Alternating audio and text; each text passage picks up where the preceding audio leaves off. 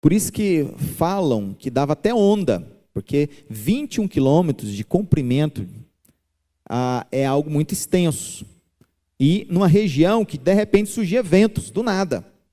Era uma região que proporcionava isso. Então nós temos aqueles fatos, Jesus passando de um lado para o outro, era de fato um empreendimento difícil você atravessar esse lago, né? O Mar da Galileia aqui, ele então era extenso. Aí você tem a região da Galileia, outras cidades mais conhecidas aqui, são estas mesmo, Cesareia, muito bom. Gerasa aqui, ó, bem onde que Jesus chegou a expulsar os demônios, né? Dos Gadarenos ou Gerazenos, cidades próximas, nessa região aqui. PDF é bom que a gente aproxima e dá para ver bem, né? Tem outro tipo de arquivo que é mais difícil, mas esse é muito legal. A Cesareia de Filipe, certa vez Jesus foi para Cesareia de Filipe, bem aqui, perto do Monte Hermon, era uma cidade extremamente grega, tanto é que é Cesareia de Filipe, porque é homenagem aos gregos, né, que ali se tornaram reis, né, se tornaram reis ou donos dessas cidades. No mundo antigo, reis e governantes, às vezes ele governava só uma cidade, era o rei daquela cidade, porque recebia isso como presente ou por alguma outra questão. Então as cidades davam os nomes, né, de acordo com a história do seu grande guerreiro. Pode passar, por favor? Temos mais uns aqui ainda. Esse aqui é para ilustrar o caminho que Jesus fazia do norte aqui na Galileia para Jerusalém. Então, dessa região, perto aqui do Mar da Galileia, saindo aqui de Nazaré, ele ia para aonde? Por alguns momentos, para Jerusalém, aqui embaixo. Por que ele não passava em linha reta? Por quê? Região dos samaritanos. Algumas vezes ele passou em linha reta, mas na grande maioria dava a volta passando por fora, né? O evento mais conhecido com os samaritanos foi da mulher samaritana, onde, por conta do calor, do dia, da hora, eles precisavam de alimento, talvez alguém esqueceu de comprar as coisas, né? Eles tiveram que ir na cidade dos samaritanos, e lá encontrou a mulher samaritana, ficaram 2 dias ali, né? Mas o foco de Jesus não era levar o evangelho para todas as pessoas. O foco de Jesus era preparar os apóstolos, os discípulos, porque eles é que receberiam essa missão. Então Deus tem um tempo certo de cada um.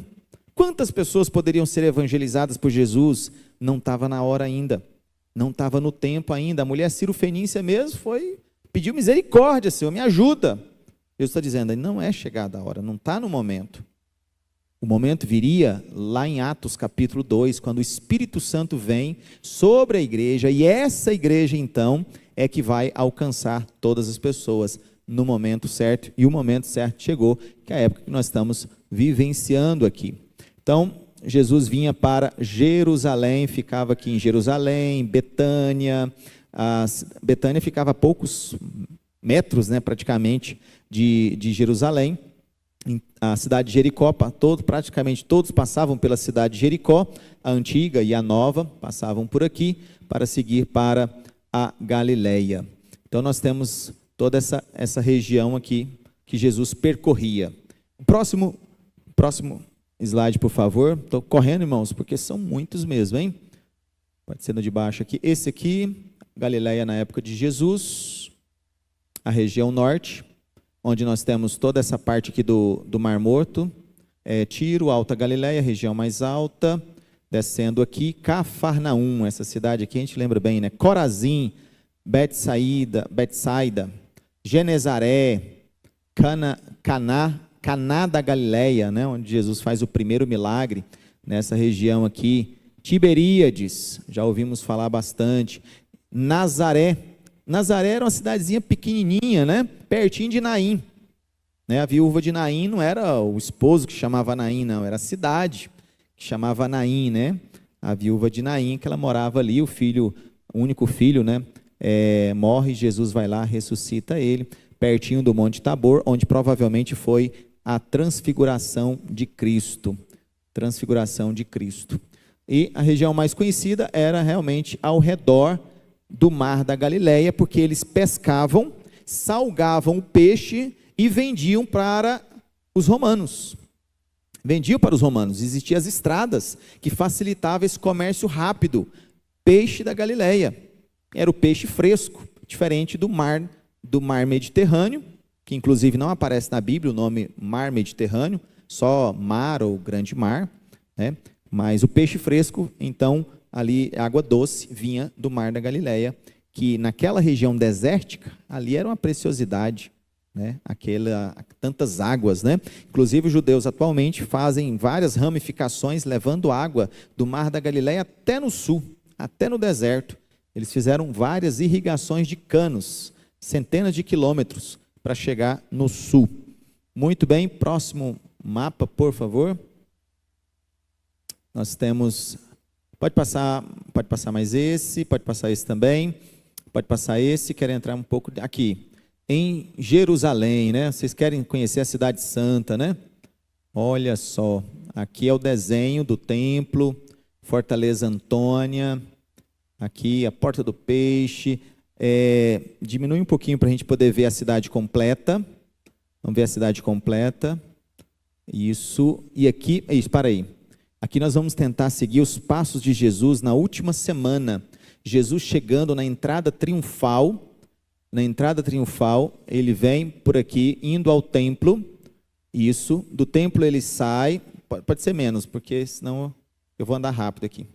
Ele sai e vai para Betânia, de Betânia ele volta novamente, vem seguindo esse caminho, ele entra aqui na porta das águas, vai para o cenáculo, cenáculo onde ele realiza a última ceia, realizado, para onde que ele vai? Para o Getsemane. Então ele volta por aqui e sobe por essa estrada, indo para o Getsemane. Aqui está o jardim do Getsemane, que era uma propriedade particular, pertinho da entrada de Jerusalém. Aqui ele é preso, certo? E aqui os soldados o levam, passando pelo portão Uda, indo pela porta do vale, vindo para essa direção, ele chega não no cenáculo, mas eles estavam do lado da casa do inimigo, quando cearam a última ceia. Eles vão para a casa de Caifás, o sumo sacerdote. Lá ele é julgado de madrugada. Ali, o interrogatório todo bagunçado, todo errado. E ele é retirado dali, indo para aqui o palácio de Herodes Antipas. E nessa região aqui é feito todo o julgamento. De Antipas para Pilatos. Pilatos está por aqui, seguindo ele vai para a Fortaleza Antônia, provavelmente onde ele encontra com Pilatos. Pilatos lava as mãos, e então, uma vez lavadas as mãos, ele é levado para o Gólgota, aqui do lado da muralha. De cima do muro dava para ver uma elevação chamada Gólgota, onde ocorre a crucificação.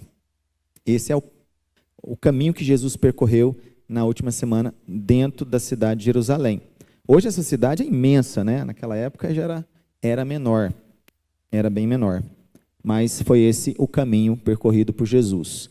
Vamos ver se tem mais um mapa. Esse aqui, deixa eu ver lá em cima. O judaísmo não pode passar. Esse aqui também pode passar. E aqui nós chegamos na primeira viagem do apóstolo Paulo. Nesse mapa aqui, nós temos a primeira viagem, e aqui a gente já finaliza a questão dos mapas, porque senão é muita informação, né, gente? É muita coisa, apenas para que vocês tenham uma ideia, que o apóstolo Paulo, na sua primeira viagem missionária, ele sai aqui de Antioquia, ele vai para Chipre, nessa pequena ilha aqui, e daqui ele navega para Perge, da Perge para Antioquia, de Antioquia para Icônio, Icônio para Listra, Listra para Derbe, e depois ele faz o caminho inverso, totalmente inverso. Ali no livro de Atos dos Apóstolos, nós vemos essas cidades. Por que ele vai nessas cidades? Porque onde ele chegava, ele ia para a sinagoga. Lá o apóstolo Paulo não era bem recebido, ele ia pregar para os gentios. Os judeus ficavam com ciúmes, levantavam mentiras contra Paulo, Paulo era expulso da cidade ou apedrejado. Uma delas ficou quase morto. Quase morto. Então, ele visita essas cidades, ele volta por elas novamente, volta para a sua cidade, para a igreja que havia enviado ele, a igreja de Antioquia, e depois, na segunda viagem missionária, ele faz esse mesmo percurso, com pouquíssimas diferenças. Vamos ver lá? Porque nessa segunda viagem missionária, se eu não me engano, está na próxima página, mais embaixo, é a segunda viagem. Ao invés de ir por mar, navegando aqui por Chipre, ele começa aqui em Jerusalém, em Cesareia, e vem por cima, indo por cima, passando pela sua cidade, Tarso, indo para Derbe, para Listra, para Icônio, para Antioquia, e então ele faz um percurso maior. Por que esse percurso maior? Aqui nessa região, ele estava orando, pedindo: Senhor, eu vou para o Oriente. Eu vou para o Oriente, eu quero ir para o Oriente. Só que não dava certo, todos os planos dele davam errado. Ele falou: o que está acontecendo?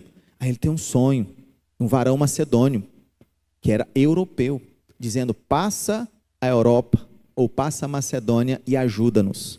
E aí ele entendeu que Deus estava direcionando a obra para ir para a Europa, e então ele sai daqui da região de Antioquia, indo para Troade, chegando em Filipos até Tessalônica, que era o centro aqui da Macedônia, ou o Império Grego Macedônio, que havia se reduzido apenas àquela região ali da Grécia Antiga. Ele vai para Atenas, que está do lado de Corinto. Você pergunta: por que a capital Atenas não teve uma igreja forte? Já pensou sobre isso? Como que são os planos de Deus, né? Quantos milhares de pessoas viviam ali?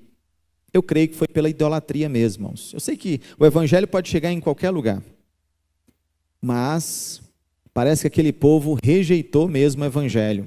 E por causa disso, Corinto foi a cidade que Paulo foi e encontrou ali corações ávidos para aprender as coisas de Deus. Mesmo assim não foi fácil, porque aquela igreja deu problema. Primeira e segunda carta aos Coríntios é escrito depois, na terceira viagem missionária, porque havia surgido muitos problemas. Divisão, 4 grupos dentro da igreja, cada um achando que era o melhor, o mais bambambam da história. Então eles vivenciavam realmente essas dificuldades aí. E ele sai daqui, vai para Éfeso, de Éfeso para Mileto. Aqui ainda não é aquela viagem que ele vai para os presbíteros. Eu acredito que não. É na terceira viagem. Vamos para a terceira viagem, que é essa mais ampliada. É isso aqui, a terceira viagem. Ó. Praticamente o mesmo percurso, que ele sai pelo norte, Listra, passando aqui, Listra, indo para Éfeso. Aqui ele fica mais tempo. Daqui, a outra ele tinha ido para Troade, Assos, Mitilene. Aqui ele veio para Éfeso. Aqui nasce uma grande igreja, a igreja de Éfeso, onde ele planta esta igreja durante 3 anos. Daqui ele vai para Mitilene, passando para Filipos, que é da igreja dos Filipenses, Tessalônica, Bereia, onde ele encontra o povo muito assíduo na Bíblia, né, os judeus. Vou pesquisar mesmo no Antigo Testamento, se é assim. Ele vai então para Corinto, aqui aonde ele visita novamente esta igreja, que ele volta para Tessalônica. Por quê? Porque ele havia sido expulso de Tessalônica por pouco tempo, mas ele volta lá para poder confirmar se a igreja havia sido fortalecido na fé, como realmente havia acontecido. Terceira e última viagem missionária, ele fica sabendo que havia uma grande fome em Israel. E ele então reúne donativos, ofertas, ajudas, para levar para a cidade de Jerusalém. E ele, sem tempo por conta do período de navegação, lá você tinha janelas de navegação, né? Por conta do período de navegação, ele nem conseguia ir de Mileto para Éfeso. Éfeso e Mileto estão aqui pertinho. Ele manda chamar os presbíteros da igreja de Éfeso, Atos capítulo 20, e ali conversa com eles: olha, eu estou indo para Jerusalém, vocês sabem que o clima não está bom. E por clima não estar bom, irmãos, a gente pensa no crescimento da igreja, no desenvolvimento das coisas, da fé cristã. Jesus passou em Jerusalém, os apóstolos pregaram em Jerusalém, Paulo está aqui há 15, 20 anos depois, e Jerusalém ainda é dominada pelos sacerdotes, pela política perversa dos sacerdotes, contra Cristo, contra o povo de Deus. O evangelho não alcançou o povo judeu dentro de Jerusalém daquela forma como a gente esperava. Em parte porque, quando eles crucificaram o Salvador, eles disseram assim: caia sobre nós e nossos filhos o sangue desse homem. Eles se apartaram de Deus naquele momento.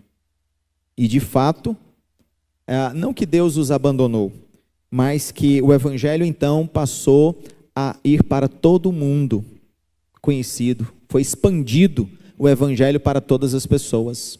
Tanto é que quando Paulo chega lá, ele sai de Mileto, navega para Rhodes, de Patara aqui, e vai então aqui para Jerusalém. Quem está no mapa aí?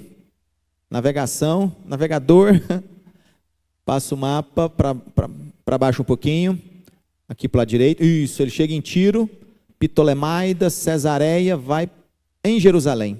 Em Jerusalém ele é preso, acusado, tem toda aquela coisa, ele fica 2 anos ali, 2 anos nessa região, e aí ele apela para o imperador César.